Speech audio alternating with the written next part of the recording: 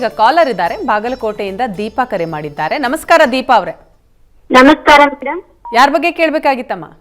ನಾನು ನಮ್ಮ ಅಣ್ಣ ಬಗ್ಗೆ ಕೇಳಬೇಕಾಗಿತ್ತು ಮೇಡಮ್. ಅವರ ಡೇಟ್ ಆಫ್ ಬರ್ತ್ ಹೇಳ್ತೀರಾ? ಹಾ ಮೇಡಮ್, 2-4-1997. 97. ಸರಿ. ಸಮಯ? Sorry madam, 4-2-1997. 97 ಕರೆಕ್ಟಾ? ಹಾ. 4-2-1997. ಹಾ ಮೇಡಮ್. ಸಮಯಮ್ಮ? ಸಮಯ ಟೈಮ್ ರಾತ್ರಿ 1:30 ಮೇಡಮ್.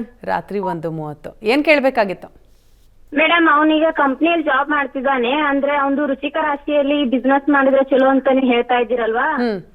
ಹಾಗಾಗಿ ಅವನು ಕಂಪ್ನಿಲಿ ಇದ್ರೇನೆ ಚಲೋನಾ ಅಥವಾ ಬಿಸ್ನೆಸ್ ಮಾಡ್ಬೇಕಾ, ಮತ್ತೆ ಯಾವ ಬಿಸ್ನೆಸ್ ಮಾಡ್ಬೇಕು ಅಂತ ಕೇಳ್ಬೇಕು. ಸರಿ, ಅದಕ್ಕೆ ಉತ್ತರ ಕೊಡ್ತಾರೆ. ನಮಸ್ಕಾರ ದೀಪ ಅವರೇ. ನಮಸ್ಕಾರ ಗುರುಜಿ. ನಮಸ್ಕಾರ. ಅವರು ಕೆಲಸ ಮಾಡೋದೇ ಒಳ್ಳೆಯದು, ಬಿಸ್ನೆಸ್ ಮಾಡೋದಕ್ಕೆ ಕಷ್ಟ ಆಗಿಬಿಡುತ್ತೆ. ಈಗ ಅವರಿಗೆ ಶುಕ್ರದಶೆಯಲ್ಲಿ ಬುಧಭುಕ್ತಿ ನಡೀತಾ ಇದೆ. ಸೆಪ್ಟೆಂಬರ್ ನಂತರ ಶುಕ್ರಾದಿತ್ಯ ಸಂಧಿಶಾಂತಿ ಕಾಲ ಬರುತ್ತೆ. ಅವನ ಸಂಧಿಶಾಂತಿ ಮಾಡಿಸ್ಬೇಕು ಸೆಪ್ಟೆಂಬರ್ ನಂತರದಲ್ಲಿ. ಅದು ಸ್ವಲ್ಪ ತೊಡಕನ್ನು ಉಂಟು ಮಾಡುತ್ತೆ. ಆದರೆ ಇವರು ಕೆಲಸಕ್ಕೆ ಹೋಗೋದೇ ಒಳ್ಳೆಯದು. ಬಿಸ್ನೆಸ್ ಮಾಡೋಕ್ಕೆ ಇವರಿಗೆ ಸ್ವಲ್ಪ ಬಲ ಕಡಿಮೆ ಇದೆ ಗ್ರಹಗಳಲ್ಲಿ. ಈ ಕಾರಣದಿಂದಾಗಿ ಕೈ ಸುಟ್ಕೋಬೇಡಿ, ಶಾಂತವಾಗಿರಿ. ಏನು ಬರಬೇಕು ಅದು ಬರುತ್ತೆ, ಯೋಚನೆ ಮಾಡೋದು ಬೇಡ. ನೀವು ಇದು ಏನಾಗಿದೆ, ಹತ್ತಿರದಲ್ಲಿ ಯಾವುದಾದ್ರು ವಿಷ್ಣು ಸನ್ನಿಧಾನ ಇದ್ದರೆ ವಿಷ್ಣು ಸನ್ನಿಧಾನಕ್ಕೆ ಸ್ವಲ್ಪ ಬುಧವಾರ ಸ್ವಲ್ಪ ಹೂವುಗಳನ್ನು ಕೊಡಲಿ, ಬಿಳಿ ಹೂವುಗಳನ್ನು. ಅದು ಹೆಚ್ಚಿನ ಅನುಕೂಲ ಉಂಟಾಗುತ್ತೆ. ಸರಿ, ಯೋಚನೆ ಮಾಡೋದು ಬೇಡ, ಒಳ್ಳೆಯದಾಗಲಿ. ಮುಂದಿನ ಕಾಲರ್ ಮೈಸೂರಿನಿಂದ ರೋಚನಾ ಅವರು ಕರೆ ಮಾಡಿದ್ದಾರೆ. ನಮಸ್ಕಾರ ರೋಚನಾ ಅವರೇ. ನಮಸ್ತೆ ಮ್ಯಾಮ್. ತಮ್ಮ ಪ್ರಶ್ನೆ ಯಾರ ಬಗ್ಗೆ, ಅವರ ಡೇಟ್ ಆಫ್ ಬರ್ತ್ ಹೇಳಿ. ನನ್ ಬಗ್ಗೆನೆ. ನಂದು ಡೇಟ್ ಆಫ್ ಬರ್ತ್ 24/11/2002. ನಂದು ಟೈಮಿಂಗ್ 12:15. ಮಧ್ಯಾಹ್ನನ ಬೆಳಿಗ್ಗೆನ ಹೆಂಗೆ? ಮಧ್ಯರಾತ್ರಿನ? ಮಧ್ಯಾಹ್ನ 12:15. ಓಕೆ. ಏನು ಕೇಳಬೇಕಿತ್ತು ತಮ್ಮ ಬಗ್ಗೆ? ಈಗ ನನ್ಗೆ ಡಿಗ್ರಿ ಮುಗೀತು, ಪ್ಲೇಸ್ಮೆಂಟ್ ಆಗಿದ್ದೆ. ಸೊ ಪ್ಲೇಸ್ಮೆಂಟ್ ಹೋಗೋದ, ಯಾಕಂದ್ರೆ ಮನೇಲೆಲ್ಲಾರು ಪ್ಲೇಸ್ಮೆಂಟ್ ಹೋಗೋದೇ ಬೇಡವಾ ಅಂತ ಒಂಥರ ಅವರೆಲ್ಲ ಭಯ ಪಡ್ಕೊಂಡಿದ್ದಾರೆ. ಅದಕ್ಕೋಸ್ಕರ ಅನ್ಸುತ್ತೆ ಕೇಳ್ಬೇಕಾದ್ರೆ. ಶಾಸ್ತ್ರಿಗಳೇ ನಮಸ್ಕಾರ ರೋಚನಾ ಅವರೇ.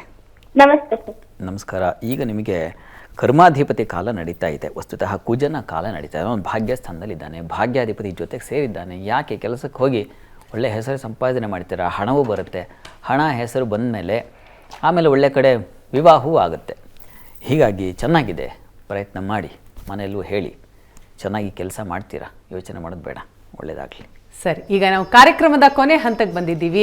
ವಿಶೇಷವಾದಂತಹ ಮಂತ್ರ, ಆರೋಗ್ಯ ಬಾಧೆ ನಿವಾರಣೆಗೆ, ಆರೋಗ್ಯ ಸಿದ್ಧಿಗಾಗಿ ಏನು ಮಂತ್ರ ಹೇಳಬೇಕು ಅನ್ನೋದನ್ನ ಶಾಸ್ತ್ರಿಗಳೇ ತಿಳಿಸ್ಕೊಡೋದಾದ್ರೆ. ಈ ಮಳೆಗಾಲ ಎಲ್ಲ ಕಡೆ, ಮತ್ತು ಡೆಂಗ್ಯೂ ಭಯ ಬೇರೆ ಇದೆ, ಇನ್ನೂ ಏನೇನೋ ರೋಗಗಳು ಬರುತ್ತೆ. ಈ ಕಾರಣದಿಂದಾಗಿ ನಮ್ಮ ದೇಹವನ್ನು ರಕ್ಷಣೆ ಮಾಡಿಕೊಳ್ಳಿಕ್ಕೆ ಒಂದು ವಿಶಿಷ್ಟವಾದ ಮಂತ್ರ. ಪ್ರತಿ ದಿವಸ ಇದನ್ನು ಹೇಳ್ಕೊಳ್ಳಿ. ಮಂತ್ರವನ್ನು ಹೇಳ್ಕೊಳ್ಳೋದ್ರಿಂದ ಆರೋಗ್ಯ ರಕ್ಷಣೆ ಆಗುತ್ತೆ, ಆರೋಗ್ಯ ಕಾಪಾಡಿಕೊಳ್ಬಹುದು. ಮಂತ್ರ ಗಮನಿಸಿ. ಇದು ಧನ್ವಂತರಿ ಮಂತ್ರ. ನಮಾಮಿ ಧನ್ವಂತರೆ ಮಾದಿದೇವಂ ಸುರಾಸುರೈರ್ವಂದಿತಂ ಪಾದಪದ್ಮಂ ಲೋಕೆ ಜರಾರುಗ್ಭಯ ಮೃತ್ಯುನಾಶಂ ದಾತಾರಮೇಶಂ ವಿವಿಧೌಷಧೀನಾಂ ಅಂತ. ಇದು ನೋಡಿ, ಜರಾರುಗ್ಭಯ ಮೃತ್ಯುನಾಶಂ ಅಂತ ಎಂಥ ಫಲವನ್ನು ಹೇಳಿದೆ.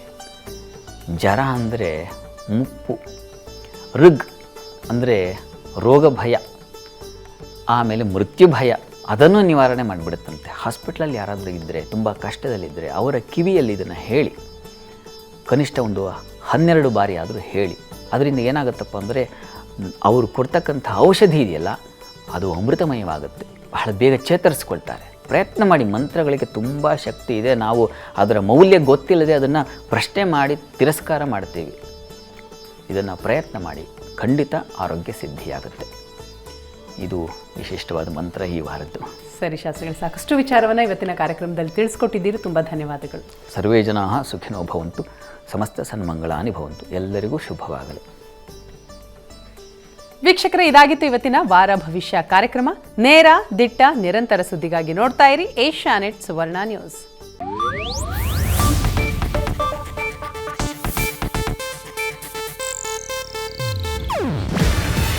ಇದು ಏಷ್ಯಾನೆಟ್ ನ್ಯೂಸ್ ನೆಟ್ವರ್ಕ್ ಪ್ರಸ್ತುತಿ. ನೀವು ನೋಡ್ತಿದ್ದೀರಾ ಏಷ್ಯಾನೆಟ್ ಸುವರ್ಣ ನ್ಯೂಸ್.